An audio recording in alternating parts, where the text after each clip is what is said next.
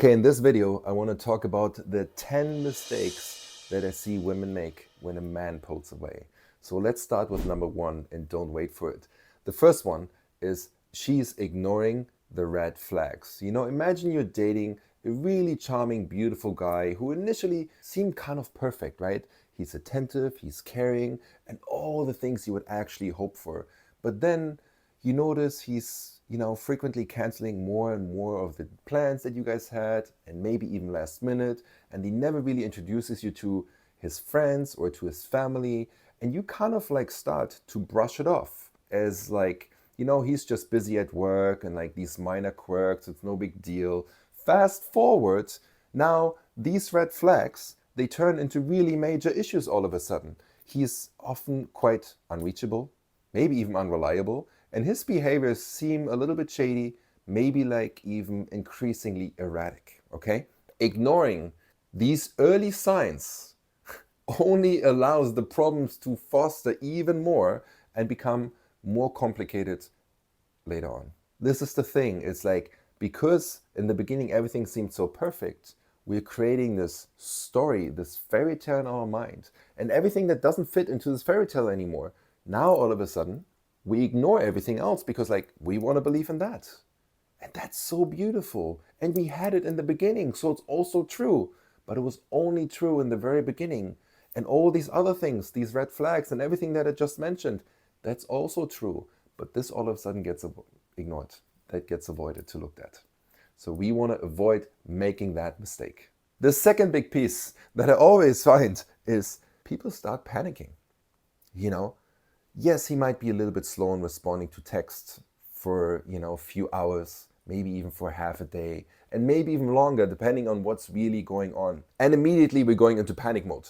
Oh my God, you're starting to worry and you're thinking oh, he's losing interest. Did I say something wrong? Did I say something wrong? Did I use the right words? All of these crazy stories that we're starting to create. Then you send multiple follow-up messages, and then you try calling him and he doesn't respond. So you call him again, and then he doesn't respond. So you leave a bunch of voice messages, and then you leave another voice messages, and it turns into this crazy, maybe even you're reaching out to his friends or to his family if everything is okay, if he's good, and why is he not responding? And you're involving a bunch of other people in order to get answers. You can see how crazy this turns into. This panicking is the worst thing that can happen to you. Really, please keep your composure. Your panic does not only drive him away, but also it really escalates to something really, really bad. And it escalates actually to your own anxiety, and often for no reason. There's really nothing to worry about at this stage, So instead, you really want to be calming down. Give him that space. Take care of yourself. Don't have these frantic behaviors, because these are only going to worsen the situation. They're not going to help you whatsoever. Hi, did you know there's an ancient formula that can show you exactly what you need to do in order to experience the life and the love of your dreams? I'm going to share a little secret with you, because I teach this formula to all of my private clients, and the results that they have achieved just from these insights alone is absolutely incredible. And I call it the love alignment equation. And for a very short time, I'm inviting you to participate in a free 50-minute love alignment call with me or a member of my heart-to-heart team. All you have to do is click the link in the description, and if there's a booking link with available times, then you still have a chance to reserve your spot. So act fast before I decide to close this offer again. The third big mistake is you become passive-aggressive and you become emotionally unstable. It kind of goes together with the second point. Let's say he hasn't been very communicative lately, and instead of discussing your feelings openly, you start giving him the cold shoulder. You start ignoring, you're starting to isolate, or you make it even worse. You almost take that lack of effort that he showed you, or the way how you interpret it at this stage, right? And start withdrawing emotionally even more. Now, how is that going to help you? How is that going to help him? Someone is already not having the closest distance to you right now. There's a little bit of a slight disconnection, at least on your end, that's what you feel. And now all of a sudden you're creating more distance and more of a separation between the two of you. It makes zero sense. So withdrawing emotionally is not the solution. He's only going to get confused by your behaviors. And he feels that any attempt of reconciliation will actually lead to some sort of hostility, because that like passive aggressiveness that you throw in there, or this emotional withdrawing, or the instability of like just going a little bit crazy and bitching and like becoming quite snappy, it really creates this wall between the two of you. And from there to come back, not the easiest. This actually makes it even harder to address the real issues at hand. Which brings me straight to the fourth point. You're overanalyzing and you make a bunch of assumptions. You can tell like they all very much go together. They're separate ones. They all work individually, but often they're very much interconnected. Because you're overanalyzing. What have you said? How have you said it? Has he received the text from you?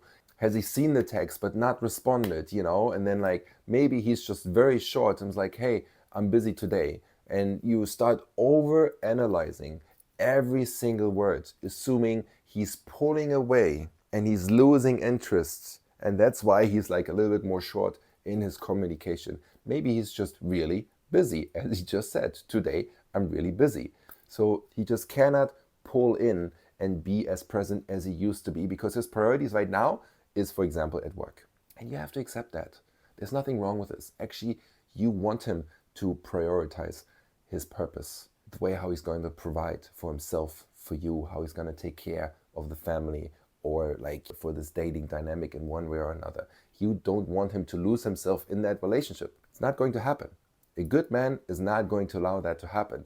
So then you start to convince yourself that this is the end and that you've done something wrong and now he's gone. Is actually no evidence whatsoever for this.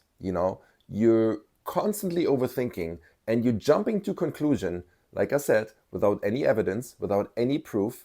And all of this only adds unnecessary tension to your relationship or to this dating dynamic. So don't make that mistake. And if you find yourself overanalyzing, overthinking, making assumptions, then like really catch yourself and stop doing that. Because if you know, it's like, okay, you're creating a bunch of stories and then you actually ask yourself, it's like, is this really true? Do I know that this is true? Maybe I don't know this is true. Maybe it's not true at all. Most of the time, whatever kind of stories you create in your mind, they're not going to be true. If you really catch yourself, it's like, oh my God, I made all these assumptions. But then when you find out, you realize it was something completely different. And here you are, having created all the stress, all this drama, all this like internal conflict, even just with you. Maybe you haven't even brought it to him, which unfortunately happens very often. And that's like the big mistake. If you can just keep it with yourself, it's still a mistake, but at least you're not sabotaging the relationship, right? But you're still sabotaging your own well-being, your own nervous system, your own inner harmony for no reason, because you're creating stories and illusions rather than staying in alignment with reality and what you actually know. And if you don't know, you want to find out. The fifth mistake is you blame yourself for his behaviors. So let's say he's been a little bit more distant lately, and you immediately think, I must have done something wrong. Oh my God, what have I done? I'm not good enough. I'm so bad. Oh my God, I didn't do the right thing here. And I didn't text him back. Or maybe I didn't say the right thing.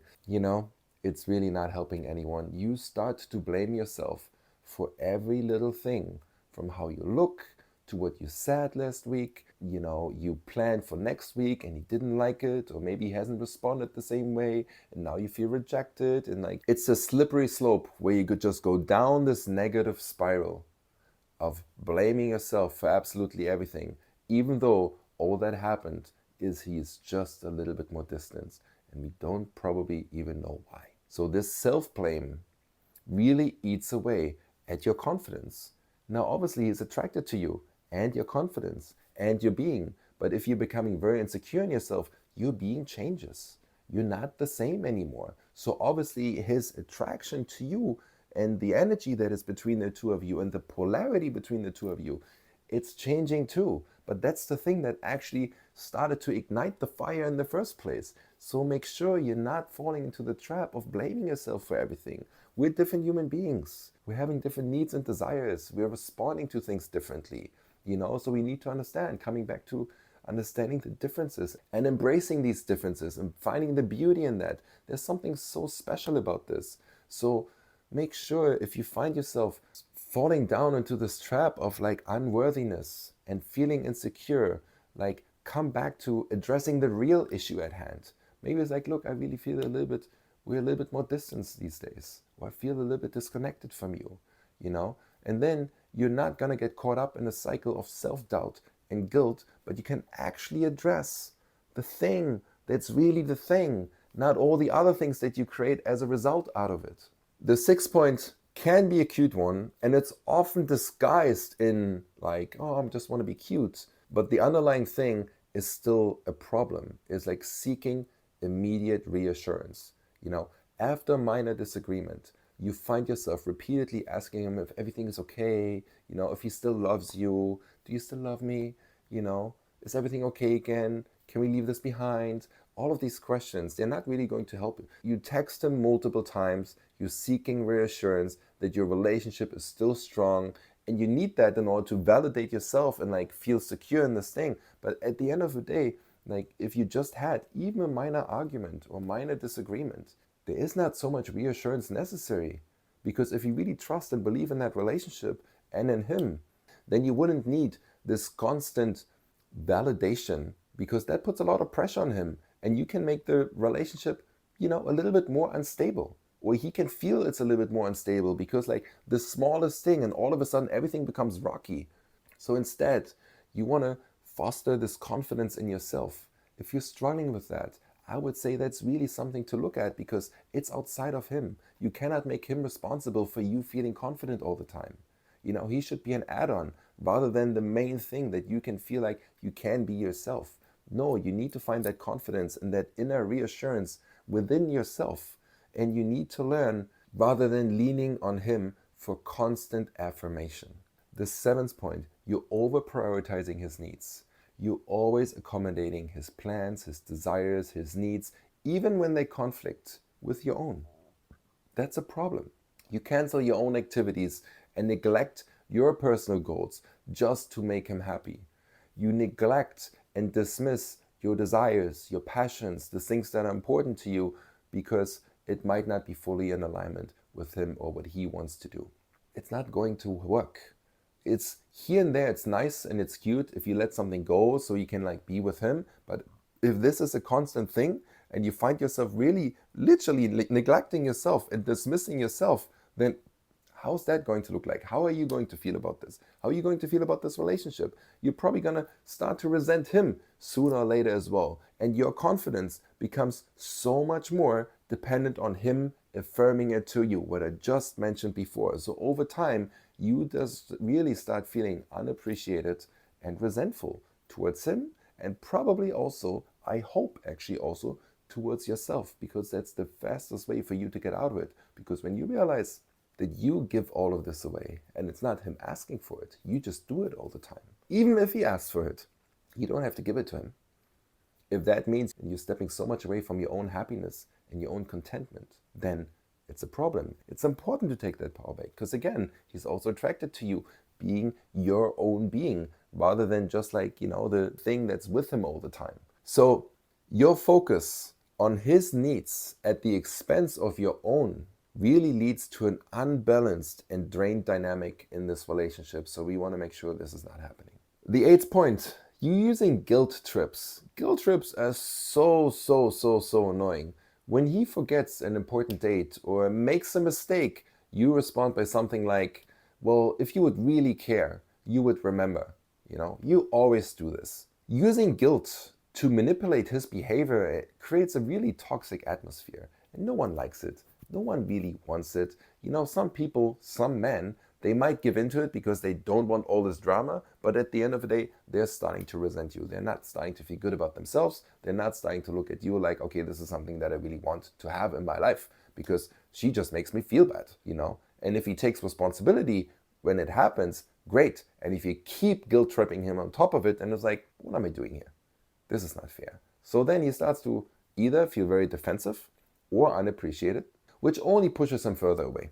So your approach leads to an increased tension and really damages trust. The 9th one is almost like a little bit of a funny one. It's like when you engage in these unproductive comparisons, you find yourself comparing your relationship to your friends who seemingly have a perfect relationship, because that's what they show, right? And you kind of usually do the same. You only show the beautiful sides in public to all your friends. Maybe you talk about this separately with your girlfriends about this, but like in public, none of it will be seen, will be shown to anyone.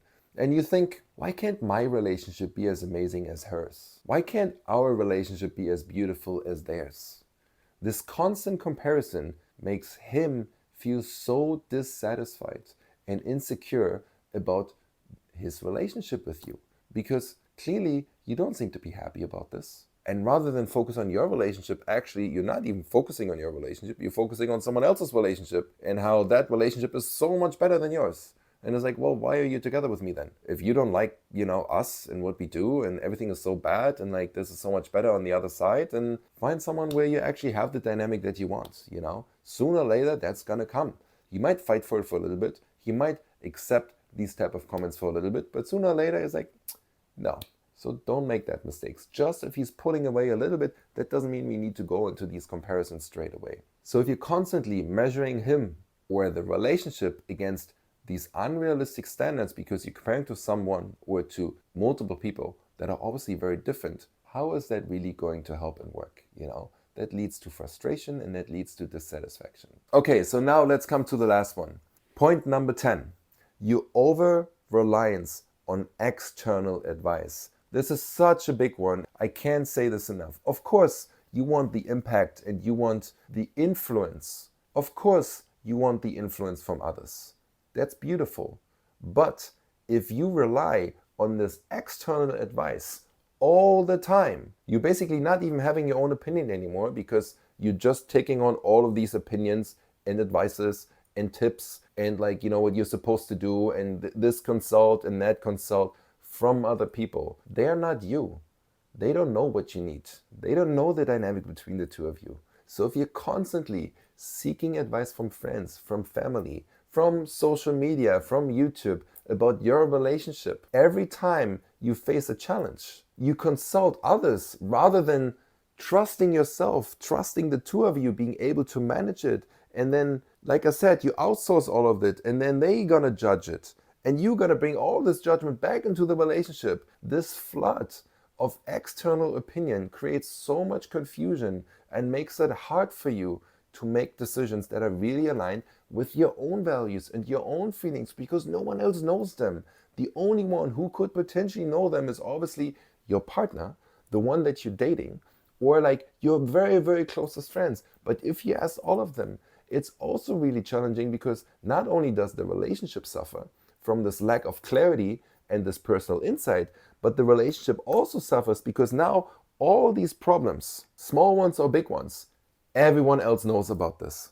Now, let's say you guys fix this and you get it all nice. Now, all of a sudden, all your girlfriends, all your family, everyone else knows when you were a little bit in a rut and it wasn't looking so well. Now, all of a sudden, they know everything and all the way how you bitched and how you were not obviously painting him in the best way possible because you guys had some challenges. Now you find yourselves everything is good again, but everyone else knows it's this guy, oh my God, he's such XYZ. How is that going to help you? So be very, very careful. How many outside influences do you allow to get into your sacred union? So these are my 10 mistakes that I see so many times that women make when it comes to a man pulling away a little bit. So make sure you're not going to do those. If you want more tips, just subscribe to my YouTube channel and join us for the next video.